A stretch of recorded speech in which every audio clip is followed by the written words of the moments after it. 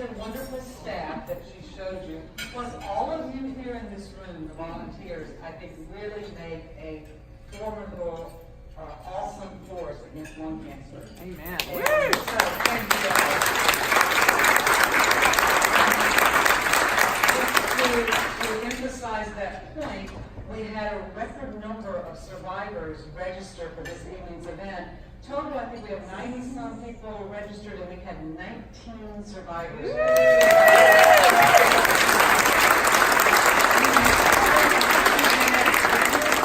If you could please stand up, I'd like to recognize you all.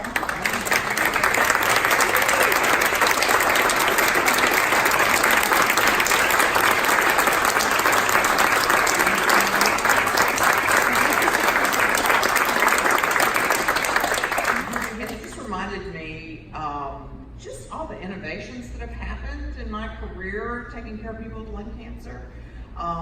You know, when we think to surgery, and we used to do these big thoracotomies on patients, and now we do little keyhole surgery. We used to give cobalt therapy, where we basically stand people up and just aim it the best we could, and now we've got computer modeling, and we can lay people at a certain angle and not hit their heart, not hit their spinal cord. And you know, we didn't even have chemotherapy at the beginning of my career.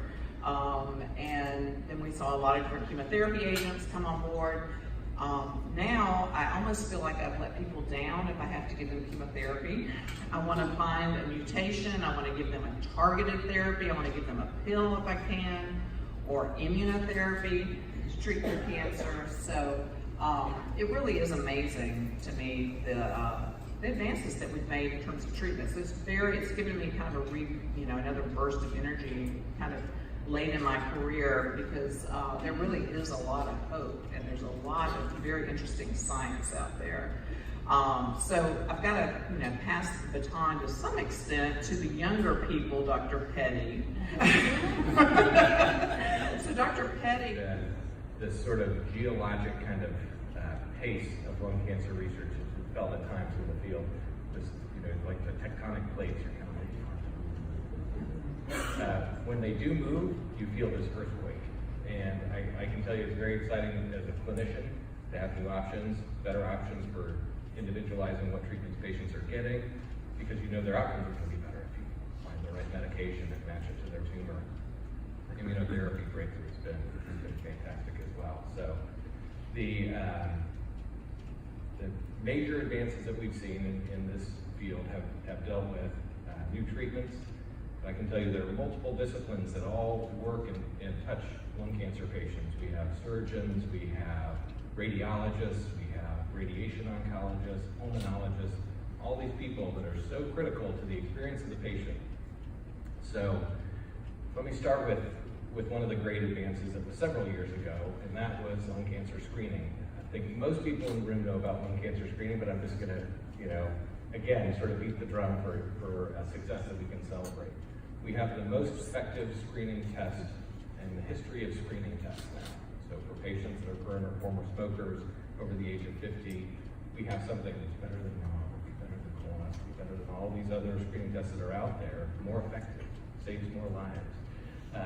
And it's very exciting to have that happen. So that didn't used to be the case. We were reliant on patients to present with symptoms, where now we can intervene and detect many lung cancers early. It's been a huge advance in earthquake, right?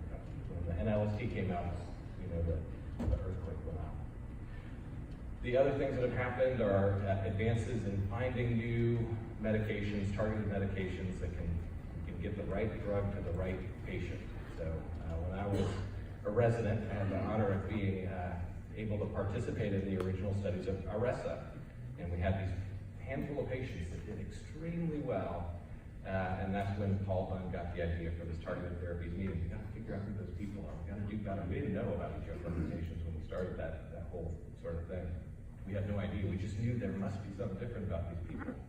And we figured out who the folks with EGFR mutations are, with alpha gene rearrangements are. I'm going to tell you all a little bit tonight about my story behind got involved with the Lung Cancer Initiative. So I just want to start. There's so many things in life that you just take for granted. You never truly know what you have until it's gone. So So the summer before I started 5th grade, my whole life just got turned upside down. I was only 10 years old when I found out my mom had been diagnosed with stage 4 non-small cell lung cancer. She was the most courageous, selfless, and just caring person I've ever known. She put so much thought into everything and loved my brother and I just more than I can even describe. She put a special touch on everything from our birthday parties to family vacations. And every holiday was just a little more magical because of her, and anything she could do to make somebody else happy or smile, she would. So she was diagnosed with stage 4 cancer, but the hard part for us is that she never smoked a day in our life, so we had so many questions about just like why this happened. So she originally went to the doctor for just a lingering cough and some lower back pain. And they would just say, it's a cold, it's a cough, just go take some medicine and it'll get better. So they finally ordered a CT scan for her and found out that she had cancer. And at 10 years old, I just never imagined hearing that my mom would have cancer. But she fought the cancer head on, and I can't even begin to describe how strong she was throughout it all. We've made so many amazing memories over the last few years of her life, and one that really sticks with me is that we were able to take one last trip to Disney World. And Disney's a place that my mom loved, and she just truly thought it was the happiest place on earth. And I'll never forget the smile she had the whole trip, even though she was in the middle of treatment, and I know she wouldn't feel like 100%, but she just had the biggest smile on her face, and we just had so many great memories that one last time. So the cancer eventually spread to my mom's brain, and she underwent brain surgery to remove one of the tumors. She went through chemotherapy, radiation, she even did the pill Tarceva and surgery, and she just never gave up throughout it all. I remember the day that she passed away. She woke up that morning and she wanted to cook breakfast for my family and I. She was only 45 years old when she passed away, and she still had so much of her life left to live, and she had so much to watch my brother and I do and grow up. I can't even put into words what it was like at 12 years old, to watch my mom take her last breath because of this disease is an image that sticks with you the rest of your life. And the days following her death were hard, and I had so many questions about why it happened, because she was just so young, and it was something you never expect. Growing up without my mom isn't challenging, and there's days when all you can do is just wish she was there, and I'd give anything to have her back here. There's so many times in her life that a young girl just simply needs her mom. But her death has also caused me to look at life in a completely different way. I'm so thankful for each day that I get to live, and I just learned to say I love you every chance I get. I experienced firsthand that you truly never know what tomorrow will bring. I still don't have the answers that I want, but I found a way to turn my grief and my anger with the disease into a passion. I got involved in the first got involved with the Lung Cancer Initiative when it was still called Free to Breathe. And our amazing team, JoJo's Family Circus, has been participating in the 5K for 12 years now, and we've raised over $12,000 to date.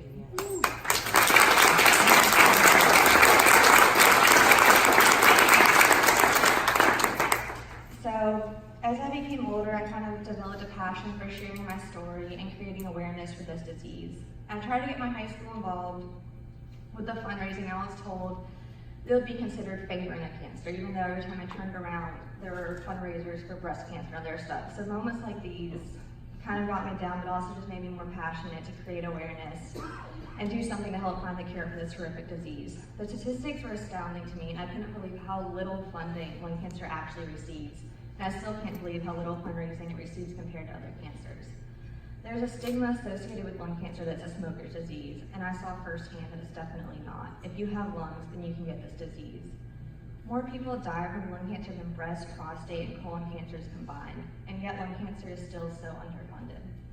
I recently attended the lung cancer dinner in Greenville. One of the doctors made a really great analogy that I want to share.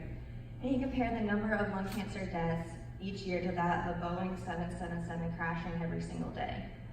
And to me, that just is astounding, because you can imagine how much news coverage there would be if we found out that a plane was crashing every single day. So that's basically how many people we're losing each year to lung cancer, but you rarely hear about it.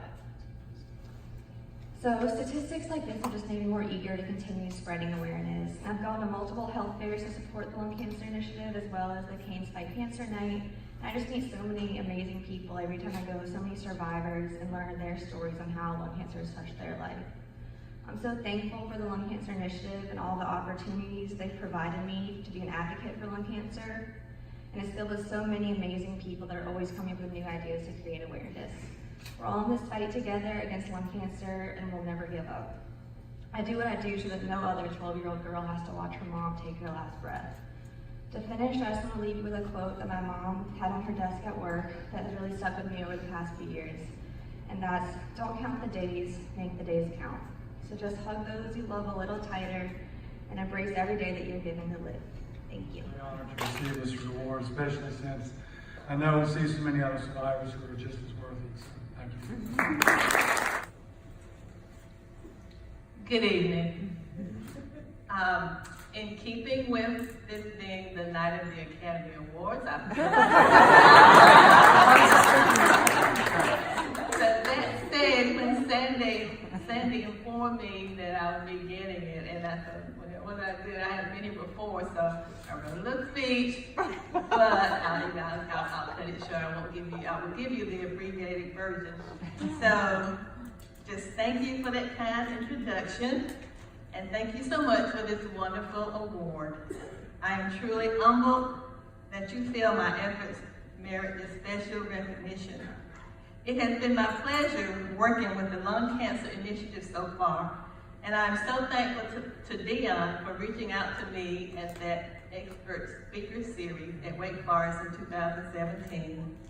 I took it as a sign from my friend and co-worker who had succumbed to lung cancer as a nudge to not sit down as I retired, but to get moving, kiddo, as she would say. So I'm thankful also to Emily for her impeccable and uber organized leadership, to the executive staff, Paige, Sandy, and Amy, and the committee, the Triad Committee, who have all made me feel welcome. And I'm just so proud to be a part of this wonderful tribe. Thank you very much. Thank you so much for this. It's very humbling. As anyone that has walked this journey with a family member or a close friend knows that you don't want to wish it on anyone. So your first thought is, how can we make this not happen anymore? And to find not only a network of people with that same focus, but a family, it's just been amazing. And so I can't say thank you enough to all of you who have shared this journey with us, and those who are just joining us. We can't wait to see what's going to happen next. So thank you all so very much.